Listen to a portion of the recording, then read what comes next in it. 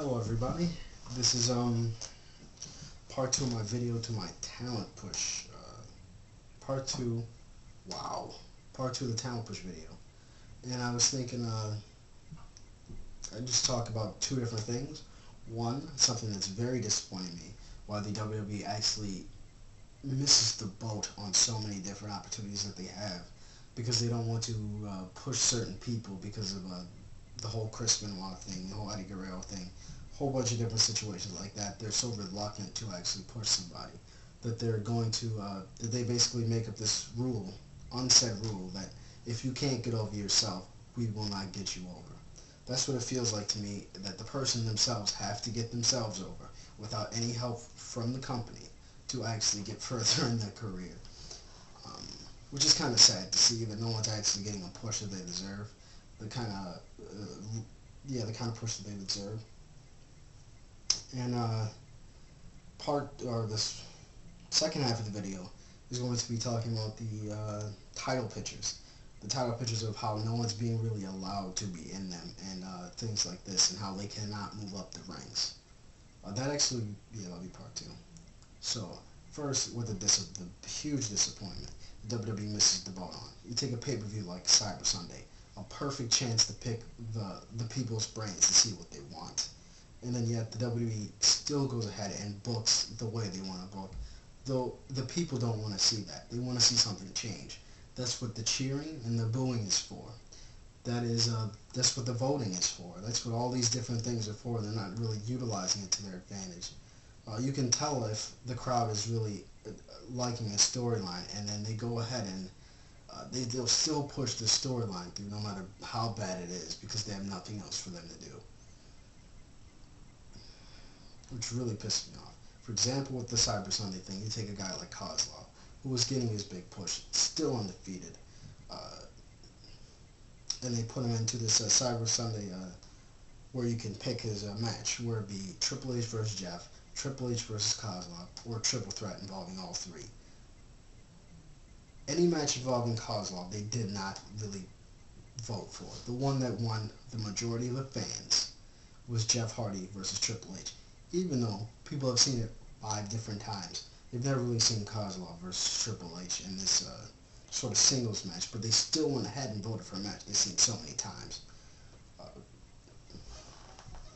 That means that Kozlov really isn't getting over. And then to take this ignorant fact and then right at Cyber Sunday, or right after Cyber Sunday, heading into Survivor Series, announce a match with Jeff Hardy, Kozlov, and Triple H. It's like, what are you doing? Did you even listen to what the fans just told you? They just told you they do not want to see Kozlov. That's why everybody booed at the match. They did not like the match. Besides the fact that he was even in there with Triple H, I was hoping he'd go with The Undertaker, who would actually do much better with his style. They have 2 styles that actually combine, rather than Triple H trying to be this goddamn superior wrestler to everybody, trying to wrestle all the holds, do this and that, which does not work with Kozlov's style. He totally went against that in that match, and that's why I really don't think it was necessarily Kozlov's fault, and that Triple H was trying to carry the match.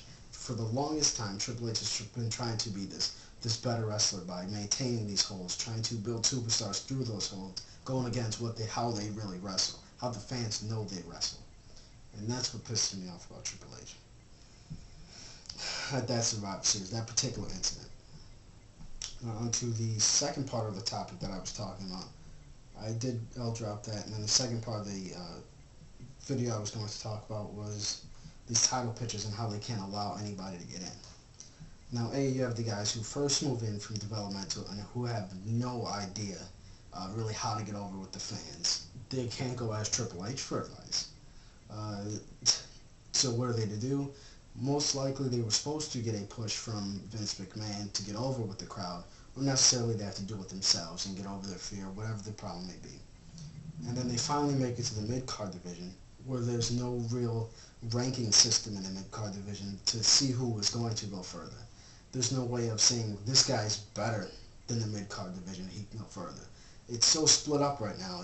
You don't know who's really better than who because of everything that's been happening, because their systems and way of booking is totally ripped out of shit.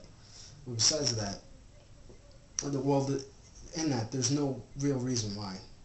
Well, there's no real way for them to actually rise up to the world heavyweight title division. Uh, Especially with the IC title and the US title meaning so much less than when they were first created through that whole span through the 90s and so many more things. Through these historic matches. Nowadays, you don't really get to see the historic matches. There's not much care for it. Last time they cared about it was what? Nitro versus Carlito versus Shelton Benjamin, triple threat ladder match, something a decently high profile that would have garnered some attention. But usually you don't. You just see this Jeff Hardy and Chris Jericho and I was with Small Joe and Umaga switching the title because they're getting suspended or some crap like that. And then you have these instances where you think people are going to move up the ranks, and then they really just drop the ball. This heads into the other subject too, kind of combining them both right now. How you take two perfect movements that happen, and how they completely killed it. You take a Kofi Kingston beating Chris Jericho at Night of Champions and getting the IC title, and then them definitely dropping the ball with it, not giving him a real feud before him dropping it back to Santino, which most people are pissed about because he never really shows his wrestling ability. It's basically a comedy act.